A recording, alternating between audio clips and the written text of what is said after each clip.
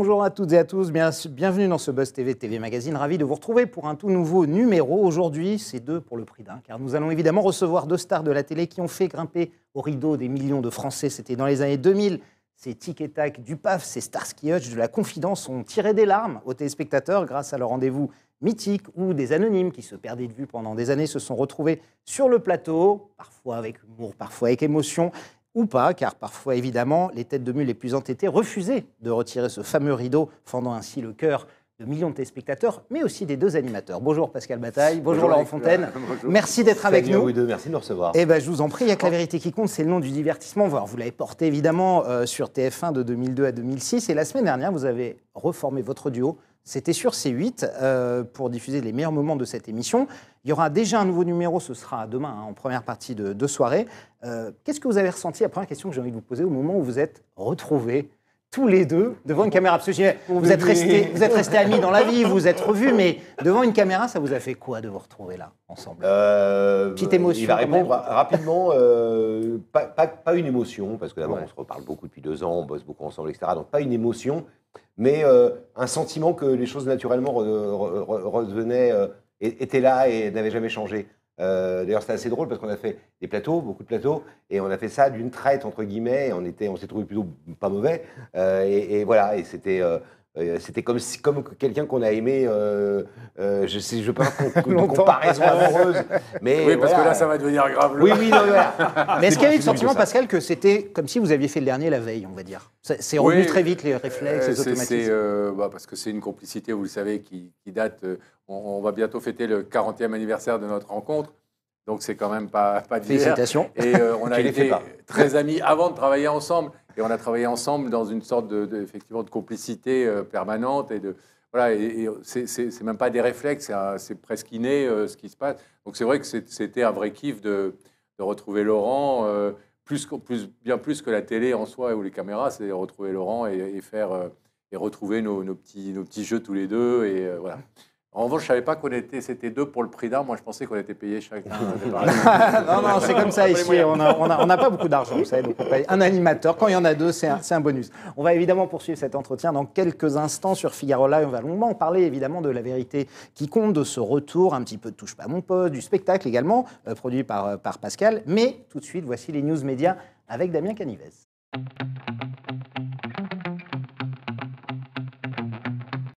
Salut Damien. Salut Nico, trop content de vous retrouver. Bonjour Pascal et bonjour Laurent.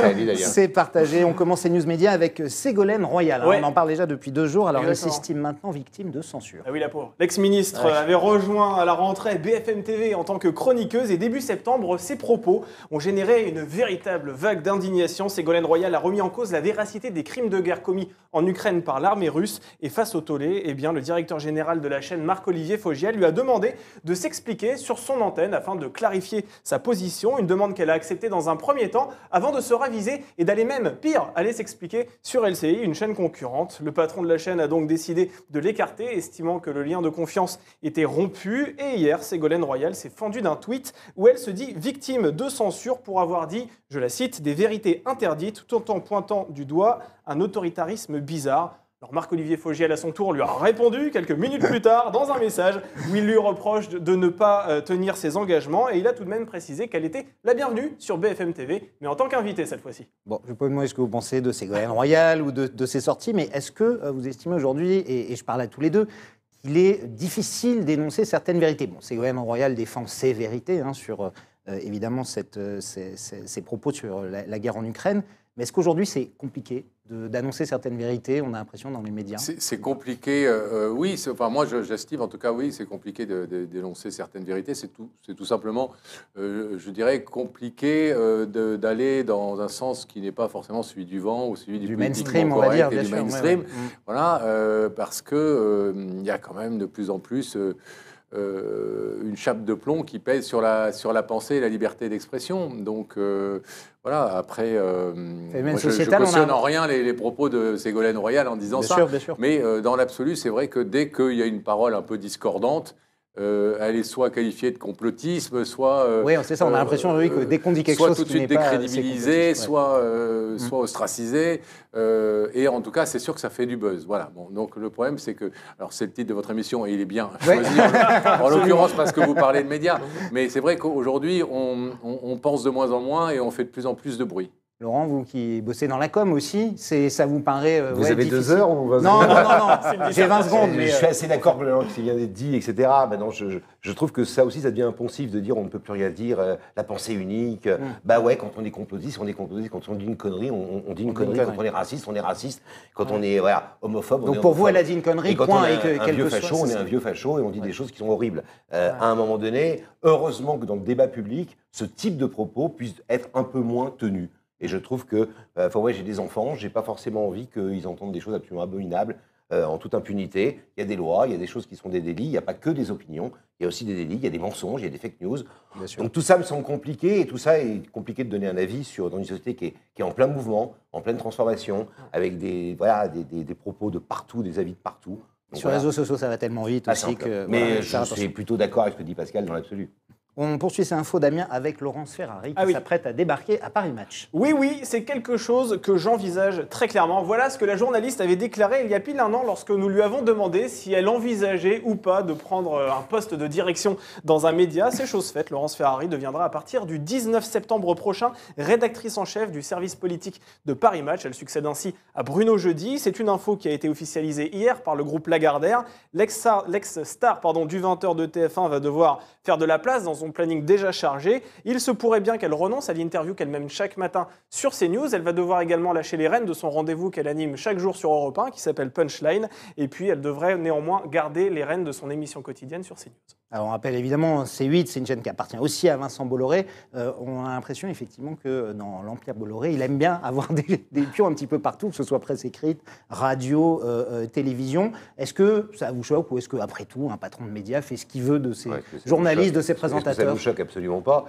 C'est la loi de la presse et puis c'est la loi de l'entreprise. D'autres patrons qu'on a pu avoir dans le temps, chez Bouygues, il y avait aussi des pions dans plein d'endroits, TF1, pas que, la téléphonie, l'édition, etc. Je pense que après c'est la société française capitalistique qui est conçue comme ça. On peut estimer que certains médias aient un peu trop de puissance, un peu trop de pouvoir. Je n'ai pas d'avis sur le sujet, mais voilà, je suis content pour Laurence Ferrari parce que c'est une fille bien. Ouais. Et là encore, pour le coup, les journalistes sont relativement protégés quand même, puisqu'il y a la possibilité de faire jouer la clause de conscience si on n'est pas d'accord avec on le rappelle. l'orientation ou la nouvelle direction qui est nommée. C'est ça, quand un patron récupère un groupe de médias. Damien, on termine avec le chiffre du jour. Il s'agit de 2011. Qu'est-ce que c'est que cette date? C'est mon augmentation, ça, non, Nicolas? Non, 2011, c'est hors de question. C'est l'année où... C'est déjà votre salaire et c'est déjà beaucoup. Oh là, si seulement. En brut. Non, 2011, c'est l'année où Victoria Silvstedt quitte la roue de la fortune après 5 ans de bons et loyaux services. Le mannequin suédois accompagnait Christophe de Chavannes dans ce programme culte. Et il y a 2 jours, sur Radio Monaco FM, elle est revenue sur cette expérience et indiqué qu'au début, tout se passait bien. Et puis après, Christophe de Chavannes, c'était un peu plus dur. Il a commencé, selon elle, à prendre un petit peu la grosse tête. C'est ce qu'elle a affirmé. Ah bon? Mais elle a quand même rassuré tout le monde en concluant son propos, en disant qu'elle était toujours en contact avec Christophe de Chavannes et qu'a priori, ils étaient toujours plus ou moins amis. Vous l'avez bien connu, vous étiez producteur délégué, je crois, Ouais, sur Coucou, c'est ça, dans les années 90. Ouais. Il est vraiment dur à gérer, Christophe de Chavannes, ou c'est une légende? Non, mais c'est comme dans son domaine, c'est un génie avec un G minuscule, hein, mais bon, dans le domaine de l'animation, c'est le plus brillant de sa génération, etc. Donc, mais il a dit lui-même qu'il était dur à gérer, hein, il l'a admis. Tous les types un peu géniaux, ils sont difficiles à gérer par définition. Oui, il est ingérable, mais quel talent. Il faut le gérer. Vous avez réussi?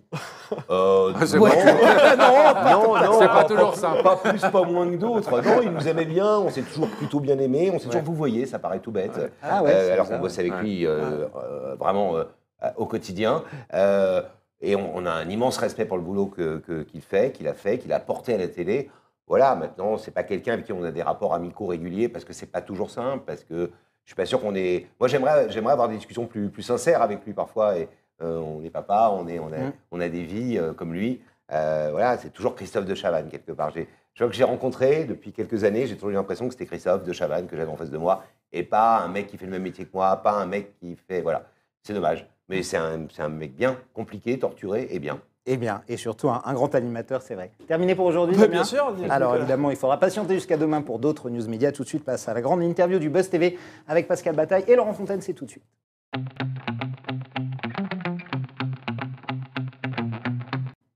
C8 diffuse un nouveau best-of dès demain de Yak, la vérité qui compte. Ce sera en prime time demain soir sur C8, une émission au cours de laquelle les anonymes se retrouvaient sur le plateau après s'être perdus de vue pendant parfois plusieurs années. Des retrouvailles, vous en avez vu passer des dizaines. Comment avez-vous choisi les séquences qui rythment les compilations qu'on va voir là sur C8 ? C'est quoi ? C'est un mélange entre... C'est une sélection qui est forcément très subjective parce que, vous le disiez, on en a fait beaucoup. En réalité, on a fait 800 rencontres de part et d'autre de ce rideau au fil des 5 et quelques années d'émission. Donc, vous avez le pourcentage de rideaux ouverts ou pas ? C'est plus de 50%. Oui, le rideau, c'était 2 tiers à peu près. Ah, 2 tiers, ouais. 2 tiers de rideaux ouverts pour 1 tiers de rideaux fermés, même si parfois on a le sentiment du contraire, mais heureusement, c'était 2 tiers de rideaux ouverts. Après, comment on a choisi ? On a essayé déjà de se remémorer celles qui nous avaient le plus touché ou fait rire à l'époque. On a tenu compte aussi, parce que vous savez que l'émission est diffusée depuis 2 ans sur les réseaux sociaux, YouTube, Facebook. Avec un carton absolu. Et fait des millions et des millions de vues. Alors, on a aussi tenu compte forcément des performances, des différentes histoires, en se disant, bon, les téléspectateurs auraient certainement envie de voir celles qui étaient les plus plébiscitées par les internautes. Et puis, encore une fois, on en a gardé plein sous le coude parce que pour l'instant, on a sélectionné une quarantaine. On verra plus si affinité. Mais donc voilà, on a essayé surtout de composer, de retrouver avec Laurent. Ce qui faisait le sel et la saveur de cette émission, c'était sa diversité. En fait, on passait du rire aux larmes et des larmes au rire, mais toujours dans un côté positif et bon enfant. Voilà. Et on a essayé effectivement de retrouver ses pleins et ses déliés, de mêler des déclarations d'amour parfois saugrenues ou inattendues avec des retrouvailles extrêmement fortes, des gens qui ne s'étaient pas vus depuis 30 ans, une maman qui a abandonné sa fille à la naissance et qui la retrouve, 2 frères. Bon, on l'a vu celui-là, on s'en souvient bien. Mais vous avez gardé les râteaux aussi, Laurent. Il y a aussi... vous avez tenu compte de ça ? Comme l'a dit Pascal très justement, on a essayé de faire revivre l'émission dans ce qu'elle avait de bien à l'époque. Donc il y avait effectivement la notion de je refuse d'ouvrir le rideau, je refuse de t'écouter. Et on a gardé quand l'histoire est forte, quand l'histoire est bonne. C'était pas rideau ouvert ou rideau fermé qui a été notre critère de choix. Ça a été est-ce que c'est une histoire très forte. On l'a choisi avec nos équipes, mais évidemment Pascal et moi, on s'est retapé depuis maintenant presque 9 mois. Des kilomètres de trucs. Il fallait remonter ça parce que c'est des histoires qui duraient 25 ou 30 minutes. On les a remontés à 15-16 minutes. Donc voilà, on a gardé effectivement des histoires où il y avait parfois des refus. Mais ce qui est assez frappant quand même quand on regarde votre émission, c'est l'émotion que ressent le téléspectateur. Parce qu'aujourd'hui, on est en 2022 et il se trouve que l'émotion reste intacte. Pourquoi l'émission, elle s'est arrêtée en 2006 à l'époque ? Il y a 2 questions dans cette question. Oui, c'est vrai. La première, c'est qu'on l'a déjà dit, elle s'est arrêtée parce que TF1 changeait d'air, on virait un peu les deuxièmes parties de soirée, les programmes qu'on appelle le flux, au profit des séries, des Dr House, des machins. Ça coûtait moins cher, il fallait faire une économie de grille. Voilà, qu'on n'était pas non plus, on avait fait 10 ans à TF1 en deuxième partie de soirée, donc à un moment donné, il y avait un renouvellement. La première question est plus intéressante, me semble-t-il, enfin la deuxième, pardon, c'est de dire pourquoi cette émission marche encore aujourd'hui et crée le même genre d'émission. Parce qu'en réalité, les histoires qu'on a gardées, elles parlent au cœur de tous les gens, quoi. C'est-à-dire que la force de Yak la vérité compte, ce qu'on a souvent essayé d'expliquer, Pascal et moi, c'est qu'au-delà des gens qui viennent sur notre plateau, de part et d'autre du rideau, venir régler un problème entre eux, ça parlait aux gens qui, chez eux, disaient, la femme qui disait à son mari, tu vois, chérie, lui, au moins, il parle à son frère, lui, il reparle à ses parents, tu vois, mon amour, regarde, ou aux enfants. Il y avait des conversations et ça soulevait des problématiques, ça soulevait des questions. D'ailleurs, chez eux, les gens se disaient « j'ouvrirai ou pas le rideau ». On voit dans les commentaires aujourd'hui sur les séquences, il y a « moi, je n'aurais pas fait comme ce père »,« moi, j'ai eu le même problème avec ma fille ». Je pense que c'est ça, le vrai succès de cette émission, c'est qu'on parlait des vrais sentiments et des vraies problématiques psychologiques, émotionnelles des gens. Voilà. Mais alors justement, Laurent, Pascal, ça vous est déjà arrivé que des gens dans la rue vous accostent disant j'ai reparlé à mon père en voyant votre émission. Et ouais, Oui, c'est ça, plein de c'est-à-dire fois. en fait, vous avez suscité des vocations au-delà Bien sûr. des gens qui sont passés sur C'est le ça, plateau. c'est ça qui était fort, c'est le côté emblématique. On pouvait regarder cette émission à plein de degrés, Ouais, plein de bien niveaux, sûr, en fait. Et encore aujourd'hui, effectivement, il y a des gens qui me disent j'aimerais bien que l'émission revienne, non pas pour la regarder, mais pour y passer. Aussi étrange que ça puisse paraître. C'est-à-dire que si l'émission existait encore, je demanderais à y passer parce que je voudrais me réconcilier avec ou retrouver. Je vais faire une petite confidence, Ouais. mais je la fais en notre nom à nous. Il se trouve que Pascal et moi, au-delà du fait d'être amis depuis 37, presque 40 ans, on a eu des rapports avec nos pères respectifs. Hein, on est dans voici, là c'est bien. C'est bien. Pas simple, on va dire. Et fait beaucoup de silence, beaucoup de pudeur, beaucoup d'incompréhension, beaucoup de... Voilà, Pascal de son côté et moi avec le mien. Et autant vous dire qu'à chaque fois qu'on avait des histoires, Pascal et moi, de père et de fils ou de filles qui se parlaient, qui se retrouvaient, et évidemment, ça créait quelque chose. Il nous arrivait même plusieurs fois de nous tromper de prénom et de donner le prénom d'un de nos pères à la personne qui était en face de nous. Voilà, lapsus révélateur. Mais pourquoi vous avez eu des relations si distantes avec vos papas respectifs? Qu'est-ce qui s'est passé? Bah oui. Parce que On ouvre le cabinet de psychothérapie. C'est moins cher. Un petit mot encore, Nicolas et Damien, c'est sur le succès de cette émission aujourd'hui, c'est que la mécanique est redoutable. Ouais, bien sûr. Et ça fonctionne encore aussi fort, évidemment, 15 ans ou 20 ans après, cette mécanique du suspense et du rideau. Une mécanique de télé extrêmement moderne qui n'a pas été beaucoup égalée. Et donc là encore, peu de gens ont parlé à l'époque, on critiquait beaucoup l'émission parce que voyeurisme, TF1, bon, bah, Pascal C'était de bon ton de le faire à l'époque. Ouais. Personne parlait de cette émission en disant putain, c'est un bel objet, c'est une mécanique de télé de folie, quoi. Voilà. Et en vrai, c'est une mécanique de télé de folie. On était l'émission de TF1 qui perdait le moins de téléspectateurs au retour, ce qu'on appelle le retour pub. C'est-à-dire retour pub, bien sûr. Voilà, on est dans une émission, on envoie la pub, et puis après, pendant la pub, évidemment, surtout quand il est 23h30 ou même Et vous minuit et démarriez quart. à 22h, Voilà, 22h30 on démarrait déjà. à 22h50. Oui, donc, il est minuit et quart, les gens vont se coucher pendant la pub et ils ne reviennent pas. Et bien là, grâce à cette mécanique, les gens revenaient parce qu'ils voulaient savoir ce qui allait se passer. Il se trouve que des années après, la mécanique fonctionne toujours, puisque la semaine dernière, le premier numéro a rassemblé plus d'1 million de téléspectateurs, plus de 5% de part d'audience.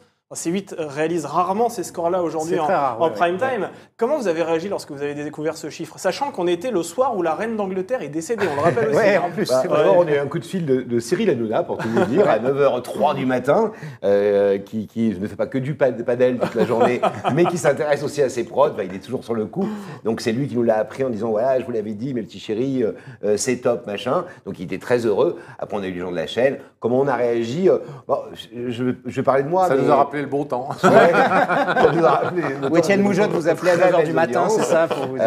Ça nous a fait énormément plaisir parce qu'il y a eu beaucoup de boulot qui a été fait sur ces émissions. Voilà, maintenant on a 60 ans l'un et l'autre, on a passé l'âge de s'exciter comme des petits cabris le matin d'une audience. On est très heureux, on est très modeste. On attend jeudi prochain une audience à se consolider. Demain, Il faut créer un rendez-vous, il faut créer une image.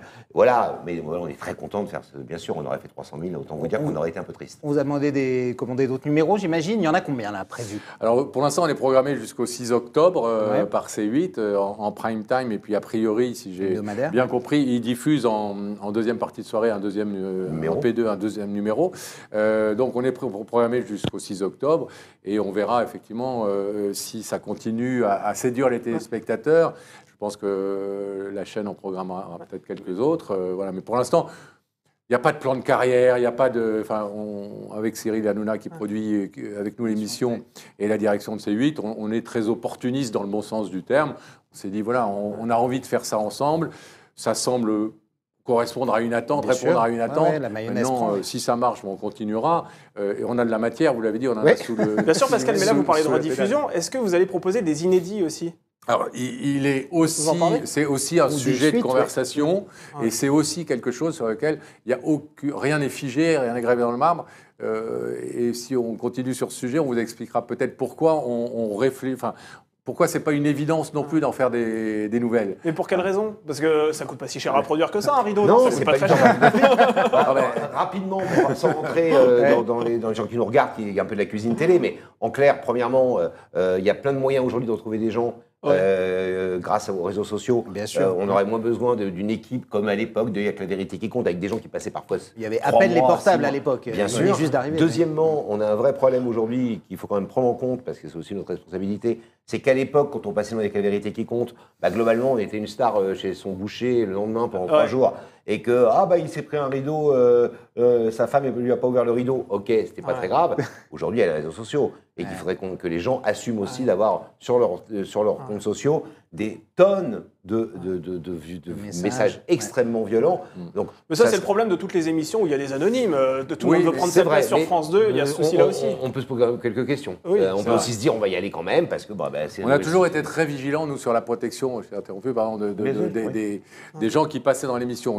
L'émission a été enregistrée, il y avait 3 semaines qui s'écoulaient entre l'enregistrement et la diffusion, justement pour les laisser réfléchir, mûrir cette décision. Et en fait, je pense qu'on ne repartirait pas, si jamais la problématique se posait vraiment, dans une nouvelle production, sans arriver à verrouiller à peu près ce sujet-là, des répercussions sur les réseaux sociaux. Ça vous est arrivé de couper quelqu'un, de ne pas le diffuser? Bien sûr, y compris le jour même de la diffusion.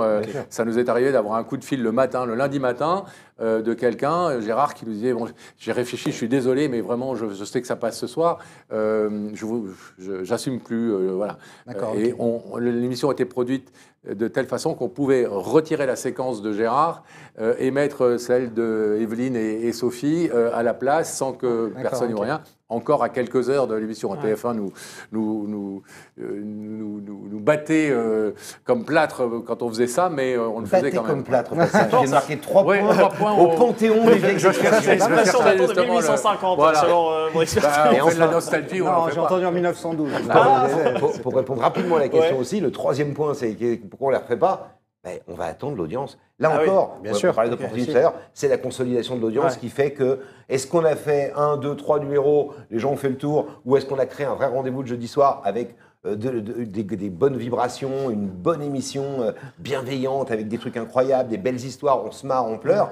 Alors on a créé un rendez-vous et on va peut-être créer une petite attente. Je pense que c'est l'audience qui va nous parler. Enfin, ça, on a connu ça, Pascal et moi, sur TF1. Nous, on n'a pas fait des programmes comme ça par hasard. Si on a plutôt bien marché pendant 10 ans sur TF1, voire très bien marché, c'est pas simplement parce qu'on faisait c'est parce qu'on était aussi dans l'air du temps, on savait ce qu'il fallait faire et qu'on allait chercher des programmes qui correspondaient à ce que les gens attendaient. Voilà. Donc ça va être pareil sur C8. On verra. Un petit mot sur votre complicité qui est restée intacte, vous l'avez dit, presque 40 ans d'amitié. Pourtant, quand même, en 2017, vous étiez un peu en froid au moment de la campagne présidentielle. On rappelle que vous étiez média coaching pour les troupes d'Emmanuel Macron. Vous êtes resté en froid quelques mois où la politique peut quand même pas briser une amitié comme la vôtre. Non, la preuve, ça n'a rien brisé. Il y a eu un vrai franc entre vous ou pas? C'était même pas un froid. C'était genre, j'ai plus envie de te parler, c'était ça. D'accord, ok. J'ai plus envie de te voilà, bon, en fait... Je me suis même retiré. Je l'ai retiré en tant qu'ami de Facebook, genre comme des ados. Ça, c'est dur. Pendant un mois. Ça, c'est une menace violente. Ça, c'est dur. Non, mais voilà. On s'est disputé un nombre incalculable de fois en presque 40 ans, mais jamais sur le fond, jamais sur les valeurs de fond. Le plus important. Moi, j'avais une question à vous poser, parce que Nicolas parlait de votre complicité tous les deux, mais il y avait une autre personne qui était aussi très emblématique de cette émission, Il y a que la vérité qui compte, c'est Sam. Vous savez, Sam qui accompagnait les invités qui au bout du couloir. D'ailleurs. Il ne parlait jamais, effectivement. Vous avez il vient quoi, Sam? Il est directeur d'un hôtel dans le Sud, il vit très bien sur la télé, et j'espère qu'il est très heureux. S'il nous écoute, on l'embrasse. Il accompagne ses clients jusqu'à la chambre, comme ça. Et tout. Non, voilà, on n'a plus de contact. La chambre est au bout du couloir. Il est hôtelier comme vous, alors, Pascal. Il fait le même métier, une partie du métier de Pascal aujourd'hui, donc son collègue, et tout va bien. Non, voilà. On a très très bon rapport avec Daphné et Rebecca, évidemment, qui sont les deux personnalités de l'émission. On ne les oublie pas. Merci beaucoup, Pascal et Laurent. On attaque tout de suite notre dernière rubrique pour le meilleur et pour le pire. Et ça va signer.